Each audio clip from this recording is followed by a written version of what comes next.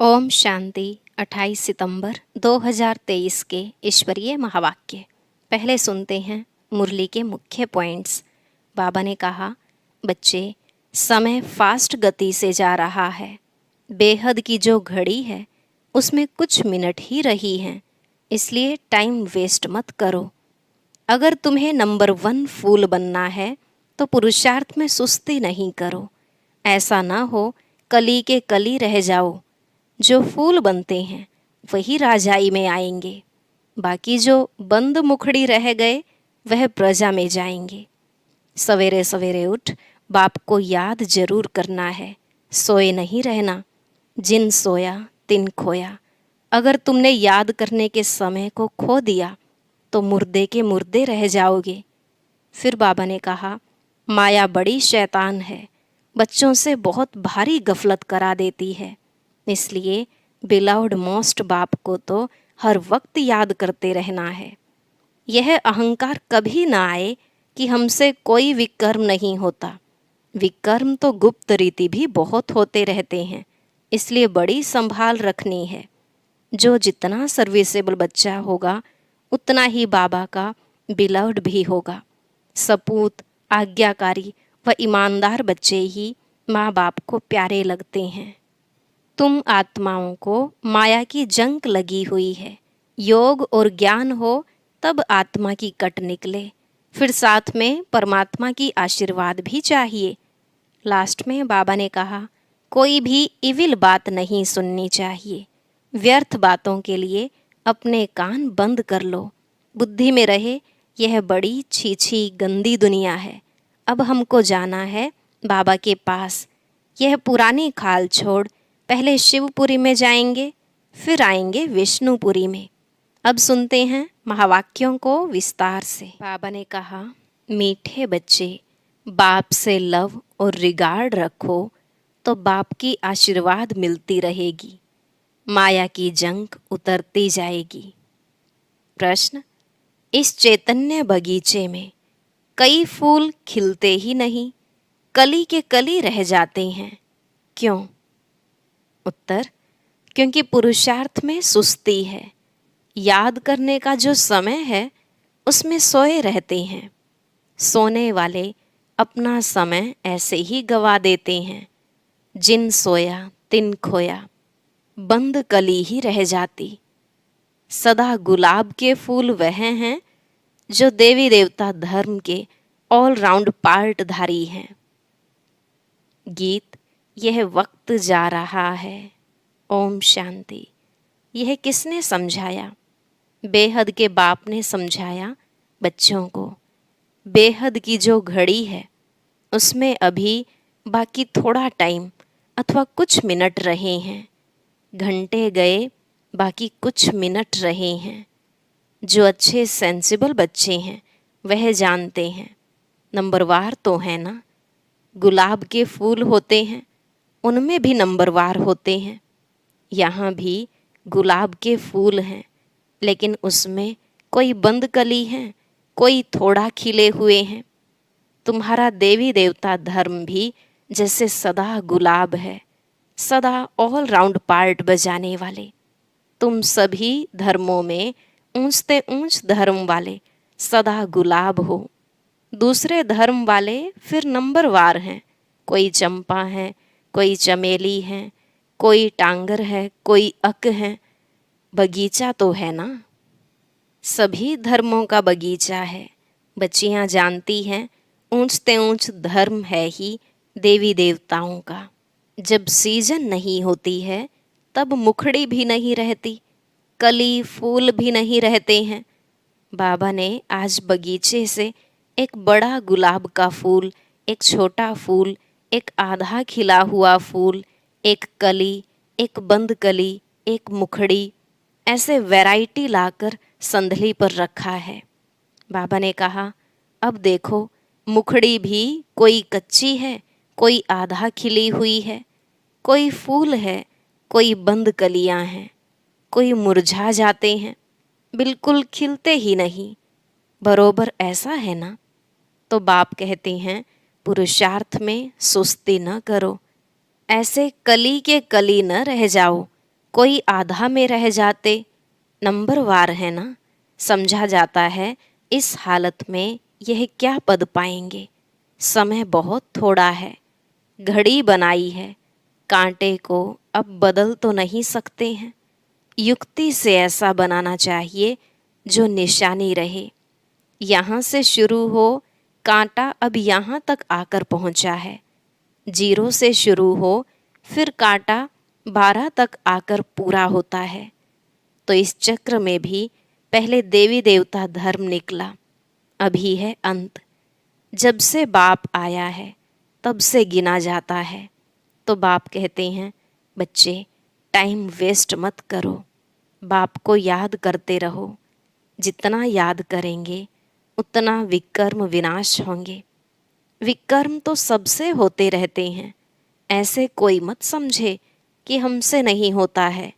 इतना अहंकार कोई मत रखे। विकर्म तो बहुत ही गुप्त भी बनते हैं, उनसे बड़ी संभाल रखनी है। इस घड़ी से तुमको टाइम का तो पता लग ही जाता है। मनुष्य तो समझते कलयुग अभी बच्चा है, बिल्कुल घोर अंधियारे में पड़े हुए हैं। अभी तुमको मुर्दों को जगाना है। सवेरे उठकर बाप को याद करना चाहिए। जिन सोया तिन खोया, यानी याद करने का जो समय है वह खोना नहीं है, नहीं तो मुर्दे के मुर्दे रह जाएंगे। कोई तो कली ही रह जाते हैं। बस तूफान में अच्छी अच्छी कलियां भी गिर जाती हैं, फूल भी गिरते हैं तो कलियां भी गिरती हैं। फिर जैसे कि कांटे के कांटे रह जाते हैं। दैवी घराने में तो आएंगे, परंतु प्रजा में आएंगे। तुम हो ही गुलाब के झाड़ के, परंतु इसमें खुश नहीं होना चाहिए। भल मनुष्य गाते हैं फलाना स्वर्ग पधारा, परंतु क्या बना, यह भी कारण होगा ना। यह तो बच्चे समझ सकते हैं। जितना बाबा का मोस्ट सर्विसेबल बच्चा होगा, उतना वह बिलवेड भी मोस्ट होगा। यह तो कॉमन बात है। सपूत, आज्ञाकारी, ईमानदार बच्चे माँ बाप को प्यारे लगते हैं। माया बिल्कुल ही बेईमानदार बना देती है। पता भी नहीं पड़ता है कि हमसे बड़ी भारी गफलत होती है। बाप कहते हैं, जो करेंगे उनको पाना ही है। ऐसा विकर्म नहीं करना जो सजा खानी पड़े। कोई विकर्मों की यहाँ भी सजा पा लेते हैं। कर्म भोग है, गर्भ जेल में भी कर्म भोग है। उनसे बड़ा खबरदारी से छूटना है। माया बड़ी शैतान है, इसलिए बिलवेड मोस्ट बाप को तो हर वक्त याद करते रहना चाहिए। जैसे लौकिक बाप अपने बच्चों को जानते हैं, वैसे पारलौकिक बाप भी हर एक बच्चे को जानते हैं। बाप खुद बैठ बतलाते हैं, मैं एक ही इस तन में आता हूँ। कितने ढेर बच्चे हैं, अजुन तो ढेर आएंगे। झाड़ बढ़ता है, भगवान के आगे भक्तों की भीड़ होगी। शिव के मंदिर में इतनी भीड़ नहीं होती, यहाँ तो तुम समझते हो कितनी भीड़ होगी। सूर्यवंशी चंद्रवंशी राजधानी स्थापन होनी है। इन बातों में बुद्धि बड़ी विशाल चाहिए। बरोबर भक्त जो इतनी भक्ति करते हैं, उनके सम्मुख भगवान आएंगे तो कितनी भीड़ होगी। तुम जानते हो बाबा हमको राजयोग सिखला रहे हैं, परंतु घर में रहते हुए फिर भी भूल जाते हैं। यह ऐसी विचित्र बात है जो साथ रहते भी फिर भूल जाते हैं। इतना लव रिगार्ड नहीं रहता। सुई को कट लगी हुई होगी तो वह चुंबक को खींच नहीं सकती। योग और ज्ञान भी हो तब कट निकल सके, और परमात्मा की आशीर्वाद भी चाहिए ना। माया की जंक लगी हुई है। कोई चीज को जंक लगी हुई है तो घासलेट में डालते हैं। तुम्हारी भी योग से जंक निकलती है, आत्मा प्योर हो जाती है। तो बाप समझाते हैं, बच्चे फूल बनकर दिखाओ। वह समय भी जल्दी आएगा जो तुम किसके सामने बैठेंगे और झट उसको साक्षात्कार होने लगेंगे। ब्रह्मा और विष्णु का साक्षात्कार तो बहुतों को होता है।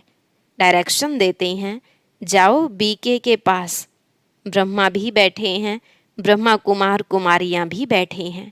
आगे चलकर बहुतों को साक्षात्कार होगा। बाबा साक्षात्कार कराते हैं, तुम वहां जाओ। मैं वहां राजयोग सिखला रहा हूं। इससे तुम यह पद पा सकते हो। है भी सेकंड की बात। मन मना भव। मुझे याद करो तो तुम सूर्यवंशी बन जाएंगे। वहां है दैवी वंशी और यहाँ है असुरवंशी। कितना अच्छी रीति समझाया जाता है। कोई चीज को महीन करने के लिए कूटा जाता है ना।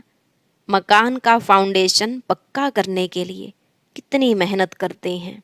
बाप भी कहते हैं, जितना हो सके मुझे याद करो। शिवपुरी और विष्णुपुरी को याद करो। यह अंदर अपने साथ बातें करनी चाहिए। पहले अपने से चिंतन कर, फिर बात करनी होती है समझाने के लिए। तुमको भी समझाना है।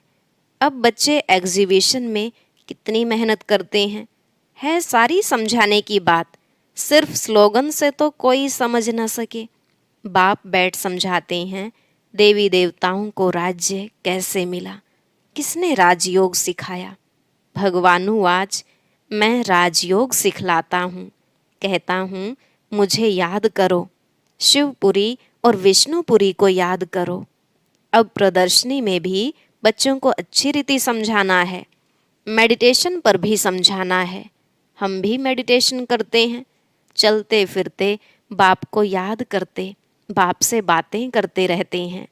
जैसे कोई प्रोग्राम से कहाँ जाना होता है तो बुद्धि में रहता है, आज फलाने के पास हमको जाना है।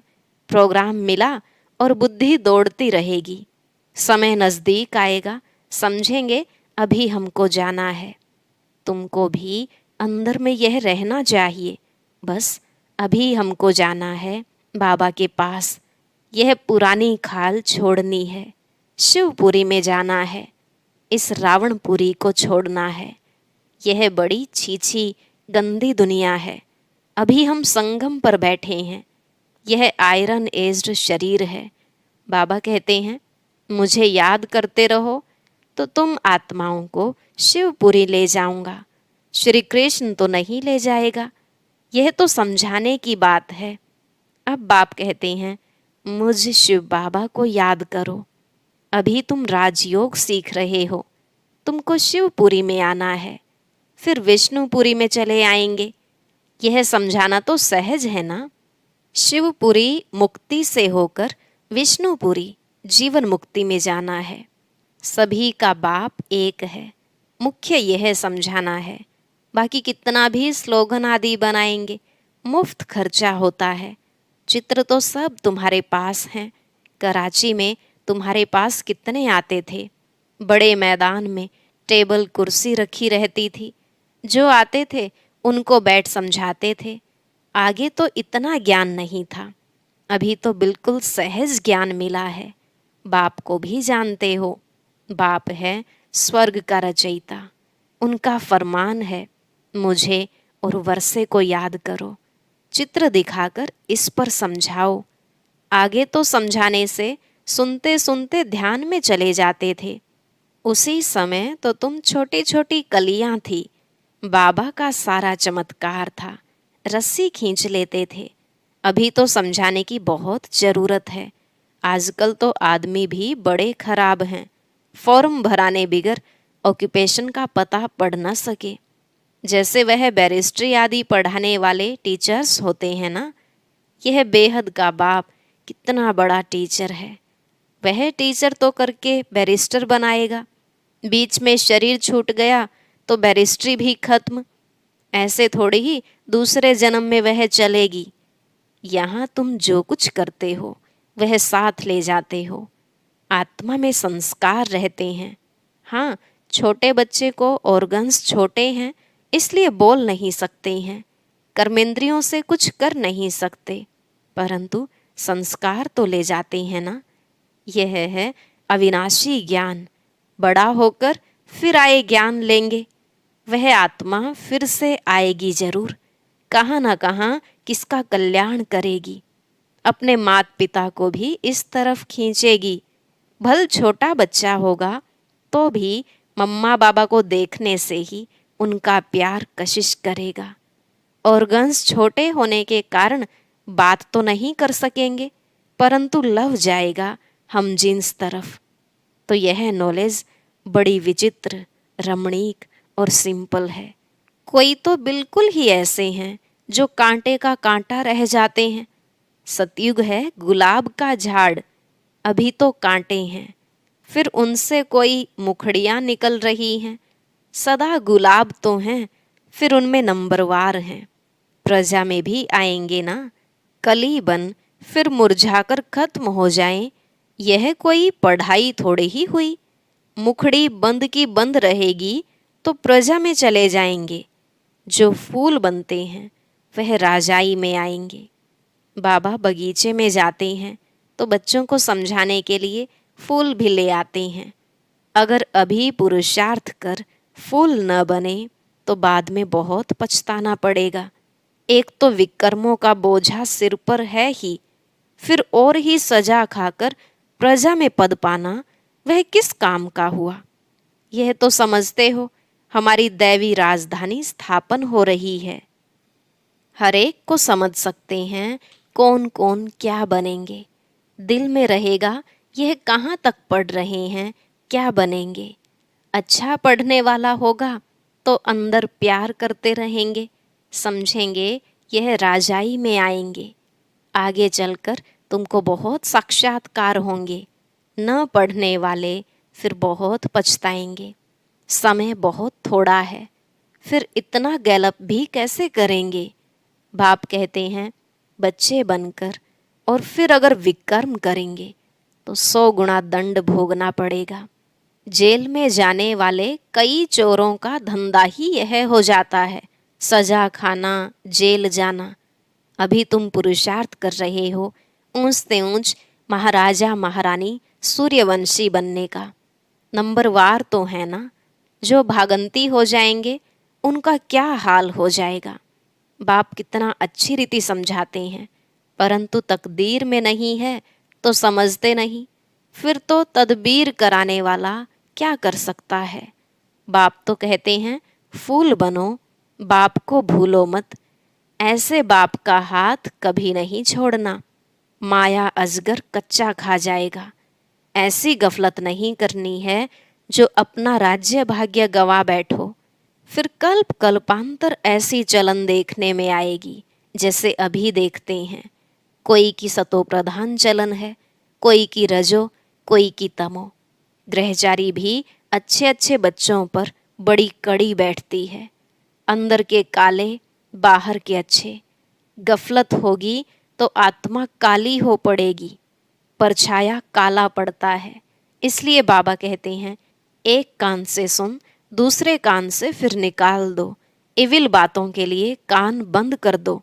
अच्छा, मीठे मीठे सिकिलधे बच्चों प्रति माता पिता बाप दादा का याद प्यार और गुड मॉर्निंग। रूहानी बाप की रूहानी बच्चों को नमस्ते। रूहानी बच्चों की रूहानी बाप दादा को नमस्ते नमस्ते, गुड मॉर्निंग। शुक्रिया बाबा, शुक्रिया। धारणा के लिए मुख्य सार। पहला पॉइंट, सदा विकर्म विनाश करने की लगन में रहना है। कोई भी विकर्म अभी न हो, इसकी संभाल करनी है।